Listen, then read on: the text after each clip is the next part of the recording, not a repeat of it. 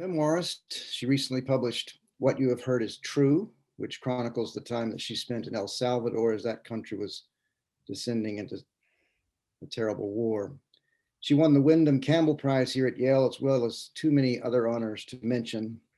Most importantly, she's a rare, clear spirit who leaves a deep impression on the lives that she touches, like mine. So welcome, Carolyn. It's great to Thank, see you. Carolyn's going to begin with some words, and then she and I will engage in conversation after that. thank you, Christian, and thank you all for joining us on this beautiful spring day, at least here, at what might be the end of a period of great sequestration for all of us. I'm going to begin with an invocation poem. It's actually the first poem in the book, In the Lateness of the World. I had a friend who traveled the world and didn't like to acquire souvenirs, didn't like to buy anything. So he would choose a stone from the ground wherever he was. And he would take the stone home and mount it and place it on a wall mounted with stones. And each of them were labeled with where he had found them and the date. And there was nothing special about any of these rocks. They weren't rare or precious or even beautiful, but they represented his journey. And so I asked him if he minded if I did something similar. And he said, of course, everyone should have a museum like that. And so I began to gather stones on my travels, but I wasn't very systematic about it. And unfortunately, I didn't label them.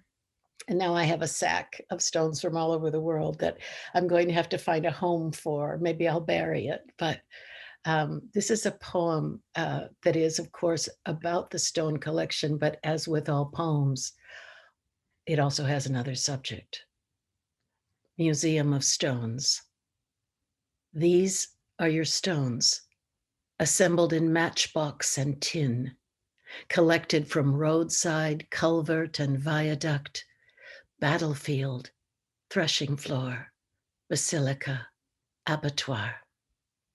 Stones loosened by tanks in the streets, from a city whose earliest map was drawn in ink on linen. Schoolyard stone in the hand of a corpse. Pebble from Baudelaire's We, stone of the mind within us, carried from one silence to another.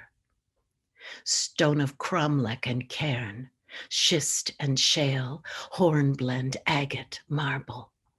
Millstones, ruins of choirs and shipyards, chalk, marl, mudstone from temples and tombs, stone from the silvery grass near the scaffold, stone from the tunnel lined with bones, lava of a city's entombment, stones chipped from lighthouse, cell wall, scriptorium, paving stones from the hands of those who rose against the army, stones where the bells had fallen, where the bridges were blown, those that had flown through windows, weighted petitions, feldspar, rose quartz, blue schist, Nice, and Chert, fragments of an abbey at dusk, sandstone toe of a Buddha mortared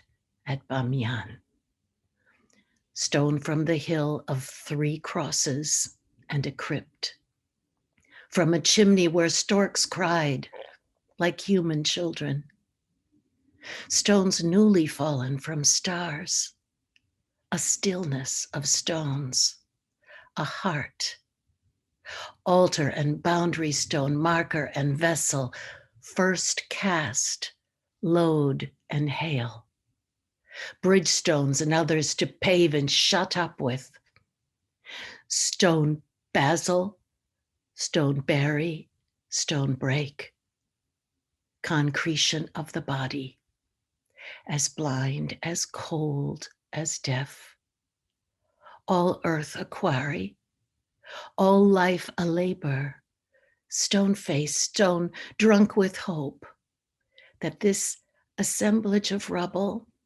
taken together would become a shrine or holy place, an ossuary, immovable and sacred, like the stone that marked the path of the sun as it entered the human dawn. So that is the first. And this is a bit of a journey through my life and goes back to my childhood now, because we're talking about our lives and what they, and our spiritual lives, our lives of art and our lives of social justice work. I was born 5 years after the end of the Second World War. My father had served in the Navy in the Pacific Theater. He didn't talk about the war when we were young, nor would he answer questions about it. I knew only that he had been on a minesweeper in the Pacific. When I asked him what it meant to sweep mines, what a minesweeper was, and what a mine was, he wouldn't answer. Over the years, I learned that his ship had come under attack. And when he tried to move some ammunition from one position to another, he was wounded with shrapnel. The shrapnel lodged in his back and chest. And he used to ask me to scratch his back, and I could feel the hardness of the shrapnel under his skin. He had been awarded some medals, including the Purple Heart. Much later in my life, after my time in Salvador, after my time in Beirut, he told me the story of a ship near his that had been destroyed by aerial strafing. It was sinking, he said, and there were hundreds of bodies in the water. The bodies of American sailors, some of them dead, others drowning. He talked about the fires, the smoke, the horror of the bodies in the water. I asked him why he hadn't told me about this before. And he said it was because I would not have understood. And he was sorry that I did. And I shouldn't mention this to my brothers and sisters. Years later, I was invited to Japan with Galway Canal to attend the Asian Writers Congress. And that year, their theme was Writing Under the Nuclear Cloud. And during this trip, we were to visit Hiroshima and Nagasaki. I called my father before I left on the trip and told him where I was going. And he said, I was in Nagasaki after the bombing. So go there and come back and tell me what it's like now. So I'm going to read a poem for him. I lost him this summer during COVID and was unable to attend his funeral. The Garden Shakayen. By way of a vanished bridge, we cross this river. As a cloud of lifted snow would ascend a mountain. She has always been afraid to come here.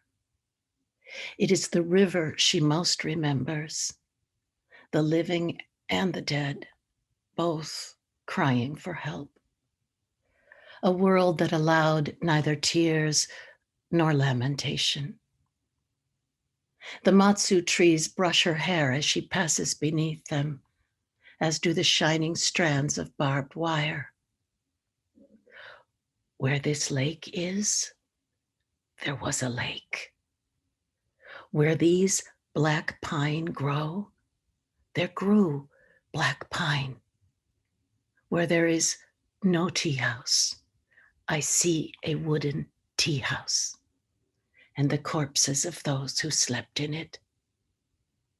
On the opposite bank of the Ota, a weeping willow etches its memory of their faces into the water.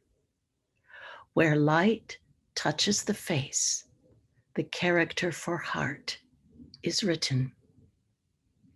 She strokes a burnt trunk wrapped in straw.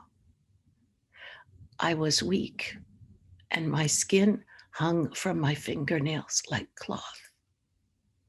Do you think for a moment we were human beings to them?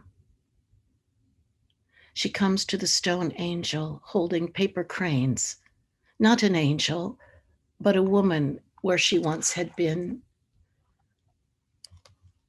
calling the carp to the surface by clapping her hands. Do Americans think of us? So she began as we squatted over the toilets. If you want, I'll tell you, but nothing I say will be enough. We tried to dress our burns with vegetable oil. Her hair is the white froth of rice rising up kettle sides, her mind also. In the post-war years, she thought deeply about how to live. The common greeting, Dozo Yoroshiko, is, please take care of me. All Hibakusha still alive were children then. A cemetery seen from the air is a child's city. I don't like this particular red flower because it reminds me of a woman's brain crushed under a roof. Perhaps my language is too precise and therefore difficult to understand. We have not all these years felt what you call happiness, but at times, with good fortune, we experience something close as our life resembles life, and this garden, the garden. And in the silence surrounding what happened to us, it is the bell to awaken God that we've heard ringing. So I was walking through the garden with her and she just began talking, telling me the story. And I realized through her interpreter that she hadn't been back there all those years. And because the poets were going to the garden, she decided to come with us. And so I walked along beside her, and that's how it happened. What I find in the world is if people find out that you're a writer or a poet, they will tell you things. And often there is the request that accompanies this story. If you will please write about it someday, write and they will tell you, please write. So I had spent 7 years in the Northern Aegean in the summers on an island called Thassos. I was teaching there, and it was very near the Lesvos, which is the island where the largest refugee camp is for people who are who cross the Aegean, attempting to reach Europe. And so I was very attuned to these refugees. And then I took a winter semester at Marquette University in Milwaukee, and I was living in a hotel. I didn't have a car. So I walked most of the time, but it was winter in Milwaukee. And so some of the time I gave up and I hailed a cab. This happened pretty often as the winter wore on. And this one particular cab driver, by coincidence, was often the one to drive by at that moment and pick me up, even though there were hundreds of cabs in the downtown part of the city. And he had realized it too. He said, I've driven you before. I've driven you several times. And we started talking, and I learned that he was from Homs in Syria. And he started telling me his story. The snow was falling. We reached the hotel. He stopped the cab. He kept talking. The snow fell and buried us in the windows. We're all white. And this is what he told me on that occasion. And he did ask me to write about it. He said, I'm only telling you this because for you to do that. The boatman. We were 31 souls, he said, in the gray sick of sea, in a cold rubber boat, rising and falling in our filth. By morning, this didn't matter. No land was in sight. All were soaked to the bone, living and dead. We could still float, we said, from war to war. What lay behind us but ruins of stone piled on ruins of stone? City called Mother of the Poor, surrounded by fields of cotton and millet. City of jewelers and cloak makers with the oldest church in Christendom and the sword of Allah. If anyone remains there now, he assures, they would be utterly alone. There is a hotel named for it in Rome, 200 meters from the Piazza di Spagna, where you can have breakfast under the portraits of film stars. There, the staff cannot do enough for you. But I am talking nonsense again, as I have since that night we fetched a child, not ours, from the sea, drifting face down in a life vest, its eyes taken by fish or the birds above us. After that, Aleppo went up in smoke, and Raqqa came under a rain of leaflets warning everyone to go. Leave, yes, but go where? We lived through the Americans and Russians, through Americans again, many nights of death from the clouds, mornings surprised to be waking from the sleep of death, still unburied and alive, with no safe place. Leave, yes, we'll obey the leaflets, but go where? To the sea, to be eaten? To the shores of Europe, to be caged?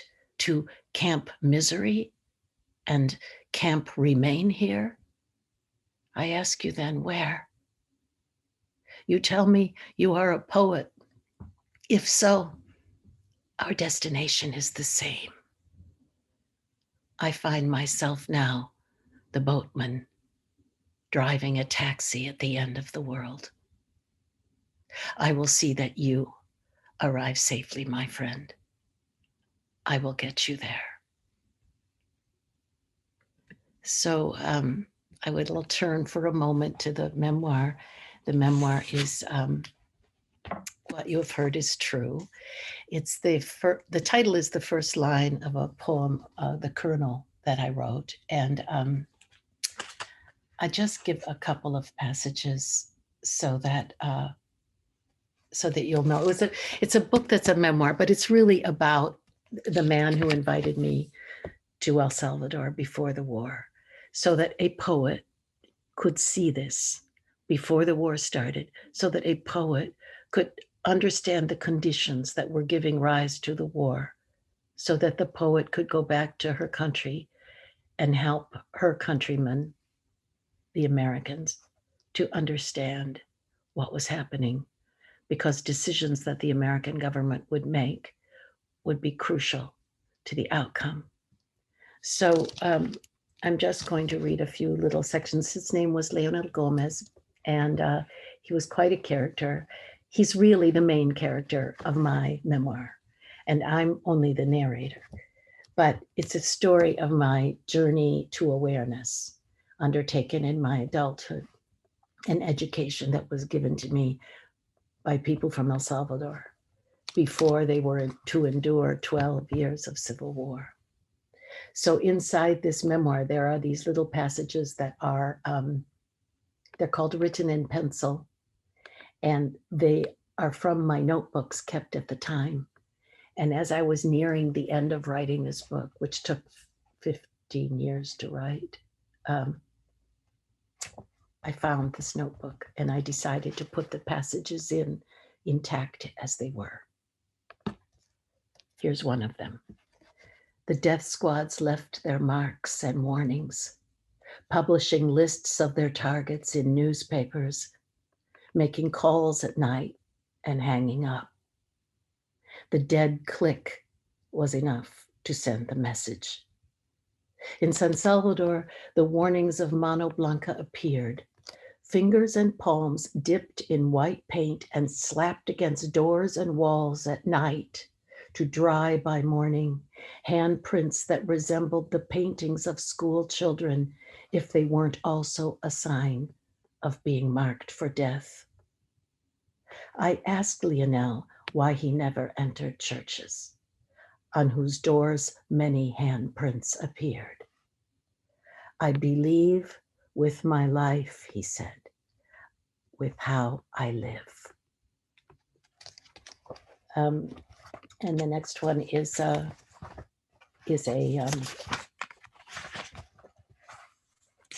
oh, I'll give you we went to these bodies that would disappear because it was the time of the death squads and the time of many disappearances. They would be taken to two places if they were taken anywhere at all but the street. And the two places were Puerto del Diablo and El Playón. These were the body dumps. Lionel had brought me to El Playón. We park and walk. It is early morning and no one is here. Before stopping, he had made sure there were no other vehicles. We are alone, but as he always cautioned, don't be too sure. A loud hum of flies rose, pulsing in the hot air. Lionel passes a handkerchief to me. Take this. Turkey vultures hopped from corpse to corpse, grunting and hissing. They don't sing, he said. They lack vocal cords. They have no predators. They pull flesh in long strips from the corpses. A ribbon of intestine hangs from a beak. They are so fat with flesh they are unable to fly. Their name comes from the Latin vulturius, for terror. It is almost a play on words, isn't it? And it is easier, don't you think, to talk about birds? The stench soaks the handkerchief but still I hold it to my mouth and almost trip on the broken bottle of Flor de Caña. El Playón is a lava bed, a skirt of black sponge-like stone in the lap of a volcano. There is a graveyard beside it. El Playón, the beach, is a rock strewn with refuge and sea wrack. A body, a tin spoon, bottle glass purple from the sun, a paint can, a skull with hair, a shoelace, trousers, more bodies, flocks of vultures fattening themselves on the ground, a stripped spine, a broken plate, a palm open to the rain. El Playón is a body dump. Yo lo vi, Goya wrote beside his sketches. I saw it, and this, and also this.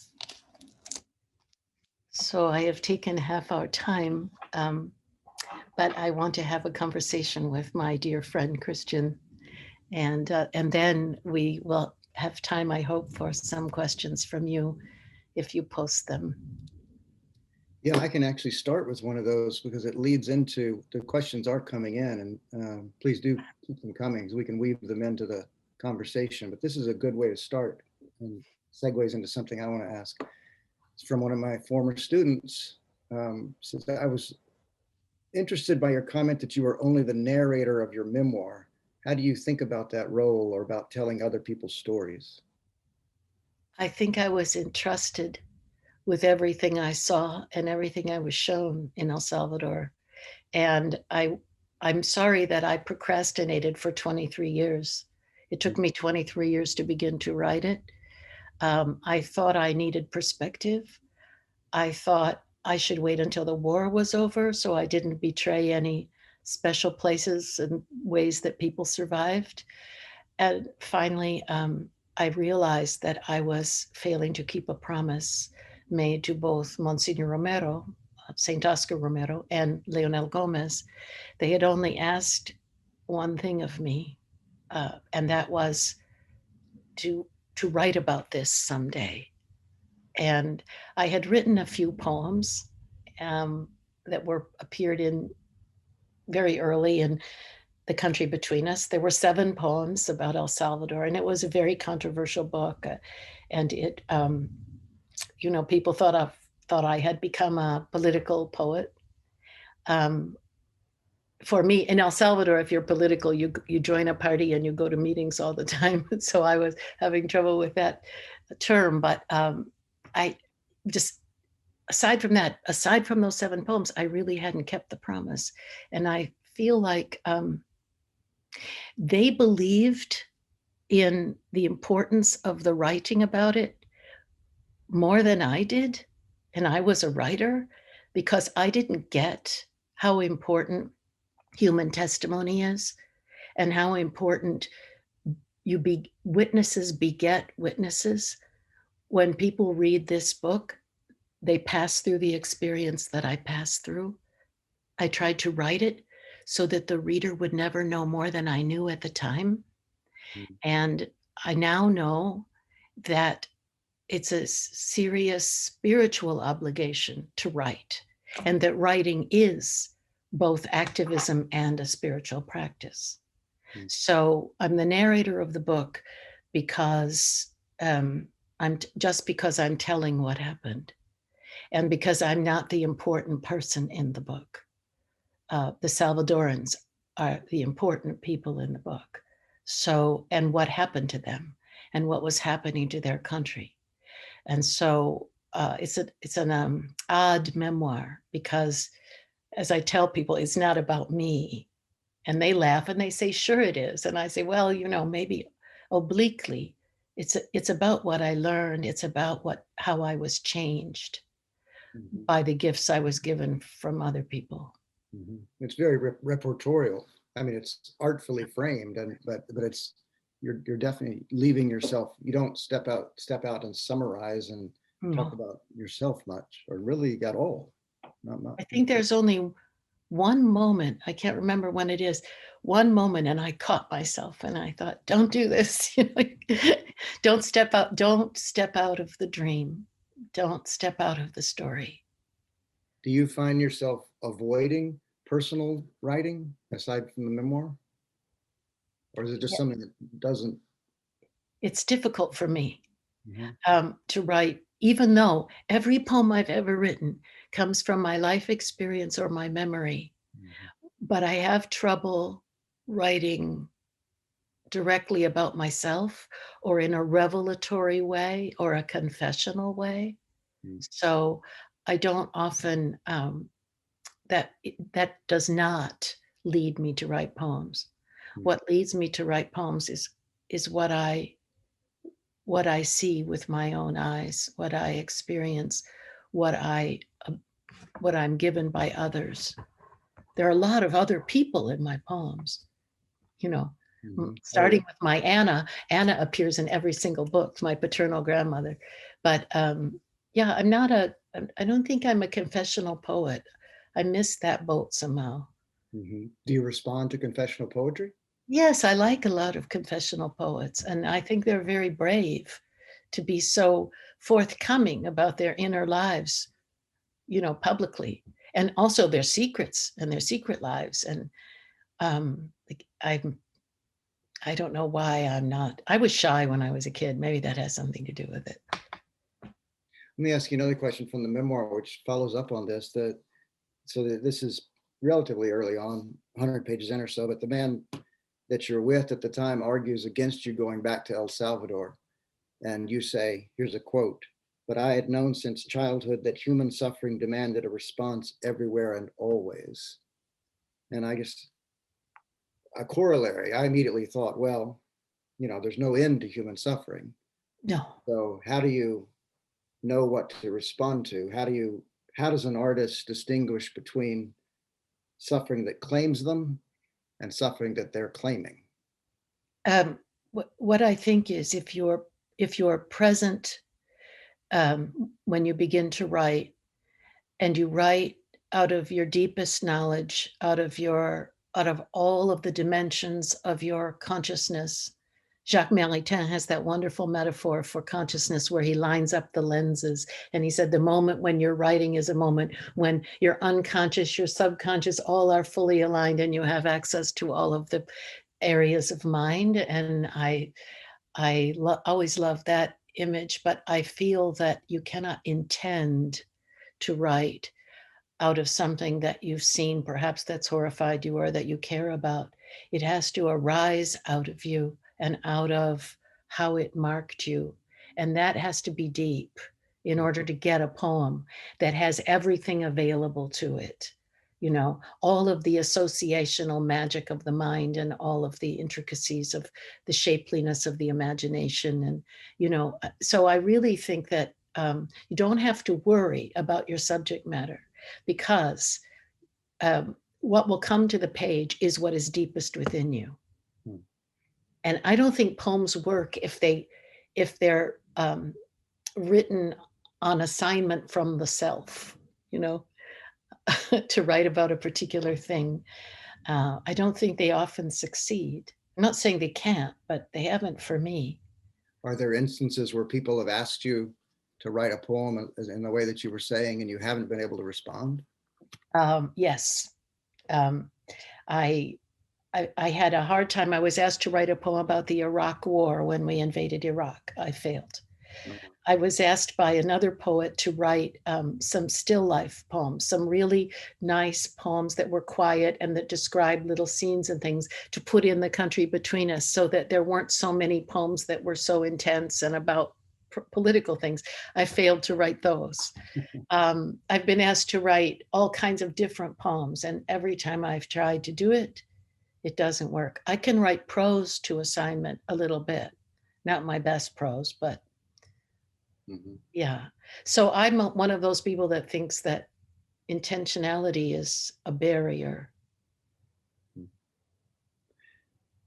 Let me change the direction just a bit. I teach at a divinity school, as you know, and you work with young poets, and the word calling comes up a lot with my students, many of whom are, I'm sure, on this Zoom call, and I certainly hope that the word comes up with your students.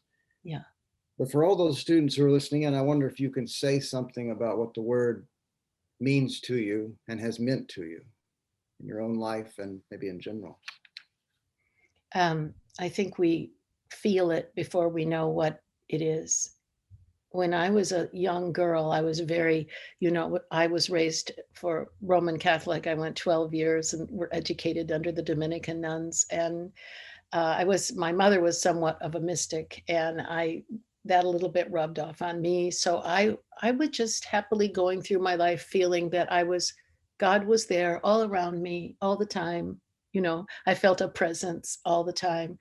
But as time went on, I began to sense that there was something I had to do. This was not just good enough, to traipse through the forest, on my way to catch crayfish in the creek, thinking about God. That was not going to cut it. So I realized there was something I had to do. And I even had dreams about it and even nightmares about it when I was a kid. Mhm. And That's in the book. I write about it in the memoir, and very particular nightmares that recurred. So eventually, the whole feeling that God was present went up in smoke. He left, and I was on my own on the earth, and I had no What idea. age was that, Carolyn? Pardon? How old were you then? Oh, I was a teenager. I think, the age where you start to doubt everything. so, so I started doubting, and my reward was no more sense of presence, no more. But I still had this sense that there was something I had to do. I had no idea what. I didn't have any good idea about anything. I wasn't prepared for life, really. I didn't know what I wanted to write, but I didn't know any writers. My father was a tool and die maker. I didn't grow up in a community where there are a lot of writers. There were no writers. So, and all the writers I read in school were dead. So I didn't know what to do. And slowly, slowly, slowly, I realized that that I had to just prepare myself, study and work and wait. And what I had to do would come. I was pretty as conscious as that. And as you know from the memoir, I had the very strange experience, really strange experience of in El Salvador seeing an image from my childhood nightmare. Mhm. It was Mhm. right there in front of me. And then I realized what it was. I did not know how to interpret it when I was a child, but it became very clear what it was. And I was shocked. So then I realized I was in the right place. Because it was something that you had seen there in El Yeah. Salvador. Yeah. Yeah, it was hands. They were covered in soot, and they were hands and faces covered in soot of people I didn't know, standing there, and their hands were pressed up against something, and I thought it was some kind of invisible barrier.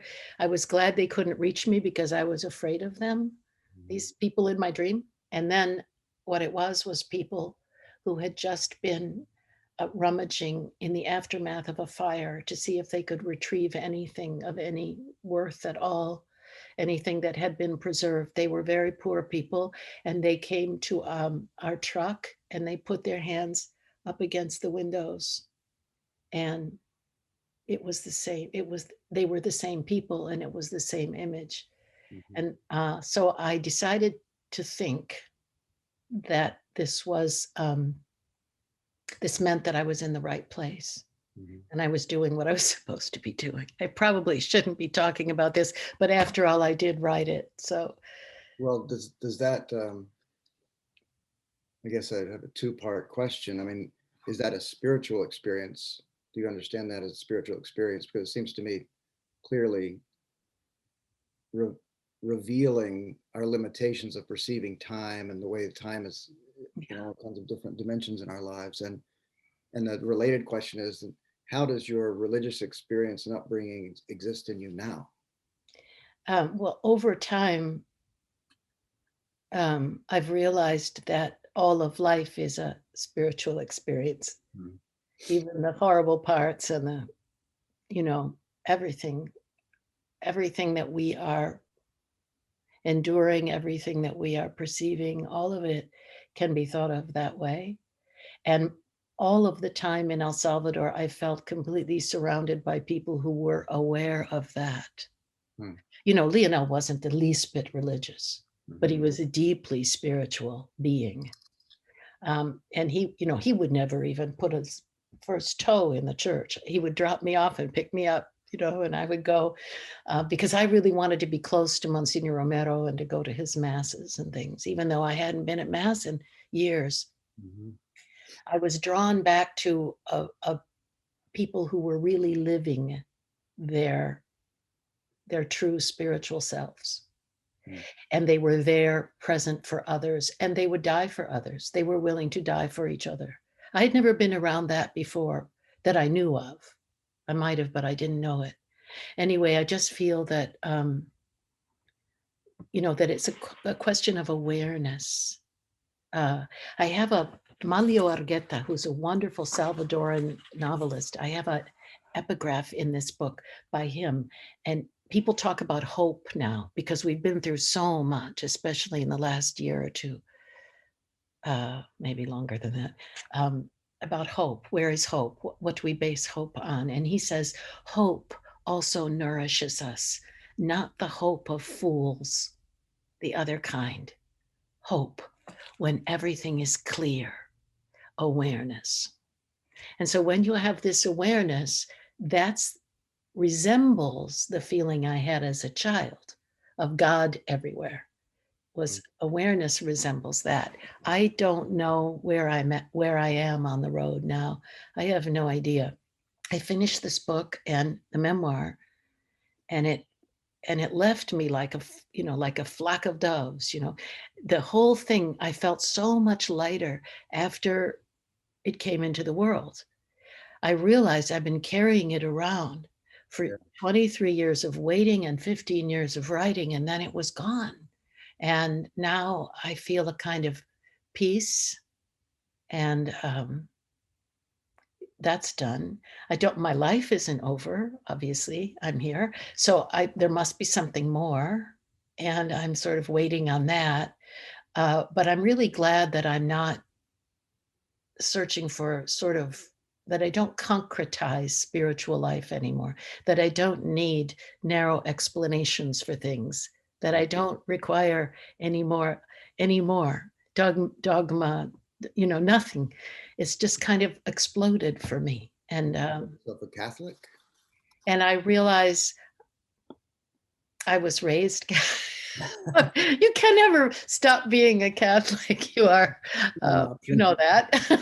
You're what they call us fallen or whatever.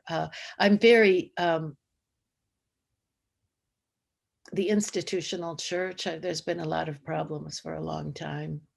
I know that that is not, where spirituality is grounded. But when people ask me that, I think they mean the institutional churches of various kinds. And I'm sort of anyway, what I wanted to say was that I feel that El Salvador showed me that it was possible to live in complete alignment with what you intellectually thought, what you believed, what you hoped to do in life, your work, your presence in the world. Everything was in alignment there. I was living without a kind of sense of contradiction. Mhm. I'm back to contradiction because I'm Yeah, living that's what I was here, and gonna ask. the Yeah, life is much more complicated outside of that sphere. that's what I was going to ask because you say that you link those things, your intellect and spirit and soul, um, right when you're leaving, and you say, and you're aware that you've been living this way. And so Yeah. I was wondering, I had put in the margin of the book. I mean, have you ever had this again, or was this the only time? Have you ever had that kind of alignment again? I get little signs of it here and there, off and on, here and there. I feel it like an energy around me here and there, off and on. Um, and I want to say that, people ask whether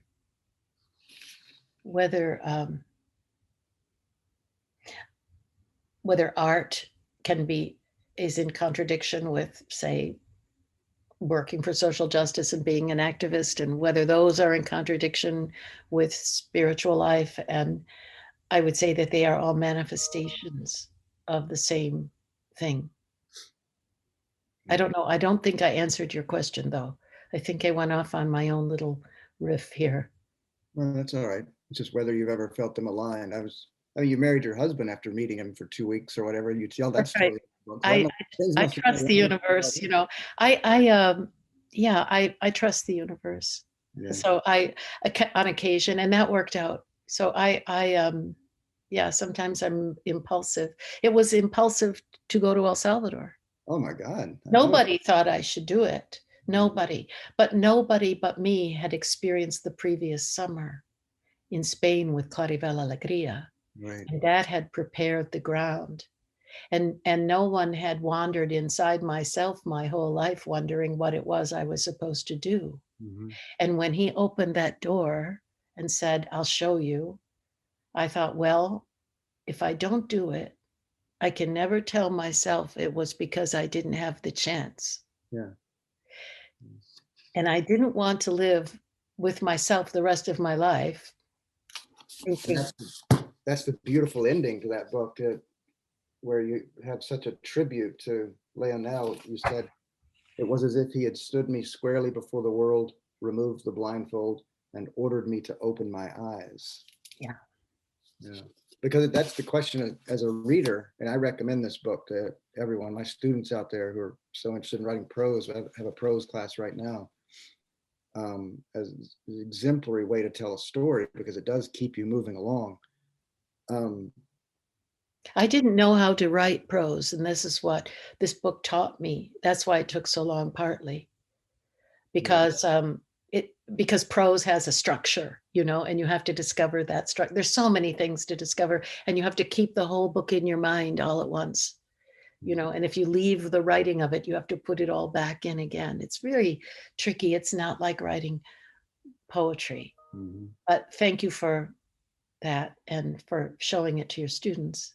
Let me ask some of these questions that are coming in. I find it very difficult to keep up with them while I'm trying to think about. Yeah, it's I associate all of your work with writing that provides witness.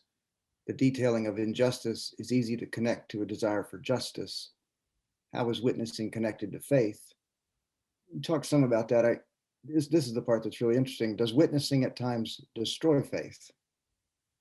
Things you have witnessed actually destroy your well, faith. it's the question, why did the heavens not darken? I mean, the Right. question of the mid-century, which is, if you see something really horrific, it can challenge your uh, but then you have to understand, faith is not comfort.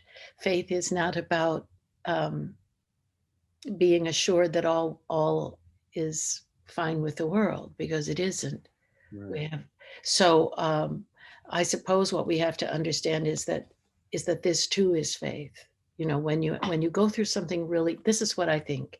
If you go through something that is extreme, whether that is sickness or whether it's a war or prison or forced exile, forced removal from your country, or torture, or um, or the complete breakdown of your life, loss. You are marked by that experience. Your soul is marked, your mind is marked. You pass through the experience. It's like a fire, and you're burned by it.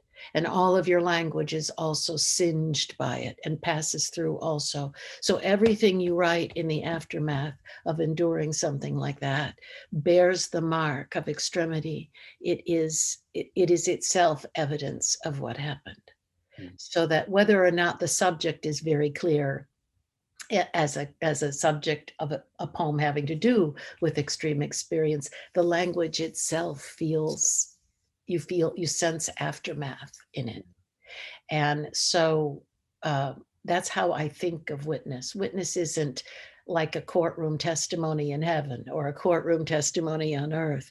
Witness is you embodying and bearing within you and carrying forward and bringing to the world that which you have endured or seen.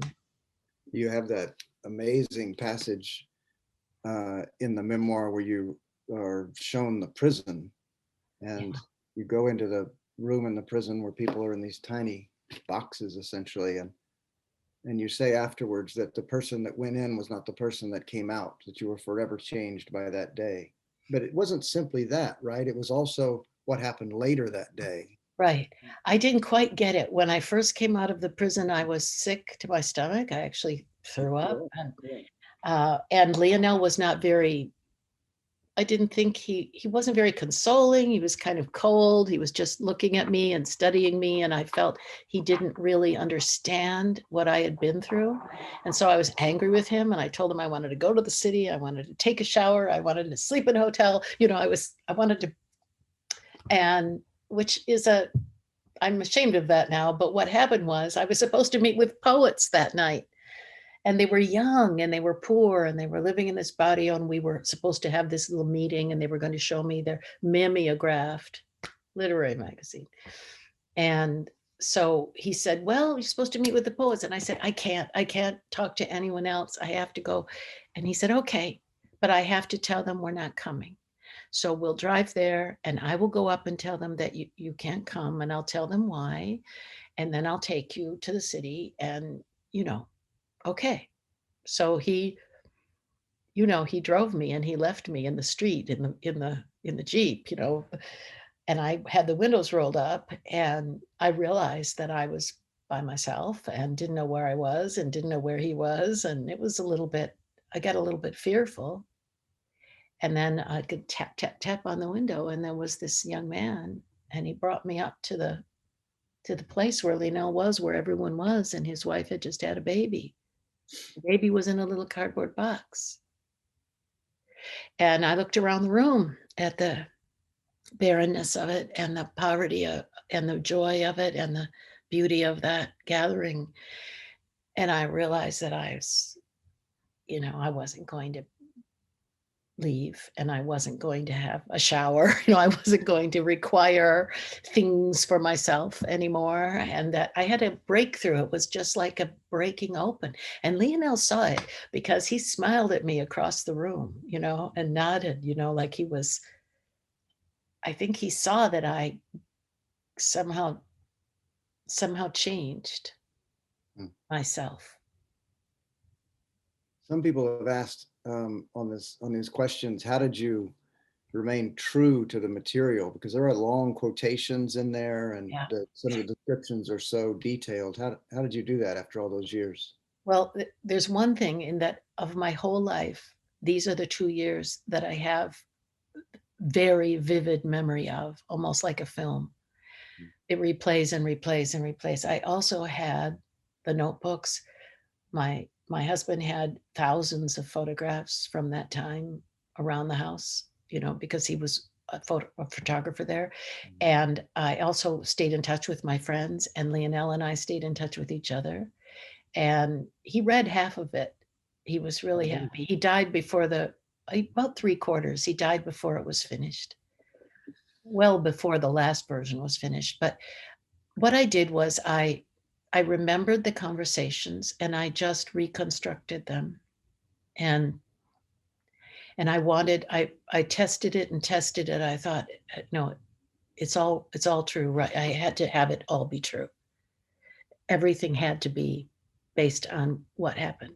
So I had other people read it, and people who were there, and I checked things, and I went back and looked to see even what color a certain floor was. Really? And I found out that you can find out from the internet what the weather was like on a certain day long in the past in a certain place. Mm. You can even find that out so that you're not making up that it's raining when it wasn't raining.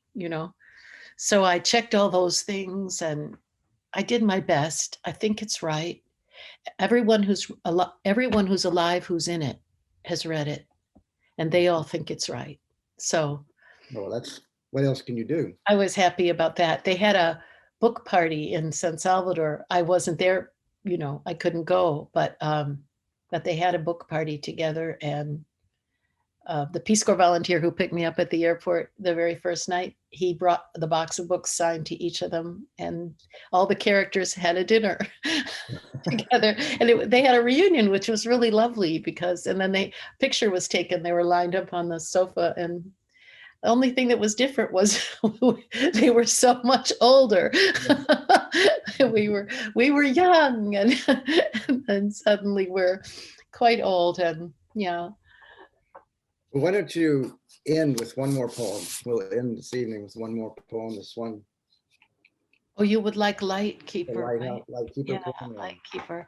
Well, that's also about something else besides what it's ostensibly about. This is, interestingly enough, this poem was written for and to and addressed to the same person of the Museum of Stones. Oh, really? Yeah, he was, we were both going through chemo. He was a friend of mine, and he knew that I liked lighthouses, but he also knew that I had never seen one at night. So he thought his idea was I didn't know lighthouses because I'd only seen the buildings on the coast. I'd never seen them doing their work at night. So he took me to this lighthouse called Hook in Ireland, and it's right across the water from Crook. So that's an interesting thing for me. This is the history of how they're lit, but it also becomes about something else, because I made it and he didn't. The Lightkeeper, a night without ships, foghorns calling into walled cloud, and you still alive, drawn to the light as if it were a fire kept by monks. Darkness once crusted with stars, but now death dark as you sail inward. Through wild gorse and sea wrack, through heather and torn wool you ran, pulling me by the hand so I might see this for once in my life. The spin and spin of light, the whirring of it, light in search of the lost, there since the era of fire, era of candles and hollow wick lamps, whale oil and solid wick, colza and lard, kerosene and carbide, the signal fires lighted on this perilous coast in the Tower of Hook. You say to me, stay awake. Be like the lens maker who died with his lungs full of glass. Be the yew in blossom when bees swarm. Be their amber cathedral, and even the ghosts of Cistercians will be kind to you. In a certain light as after rain, in pearled clouds or the water beyond, seen or sensed water, sea or lake, you would stop still and gaze out for a long time. Also when fireflies opened and closed in the pines, and a star appeared. our only heaven. You taught me to live like this, that after death, it would be as it was before we were born. Nothing to be afraid, nothing but happiness as unbearable as the dread from which it comes. Go toward the light always.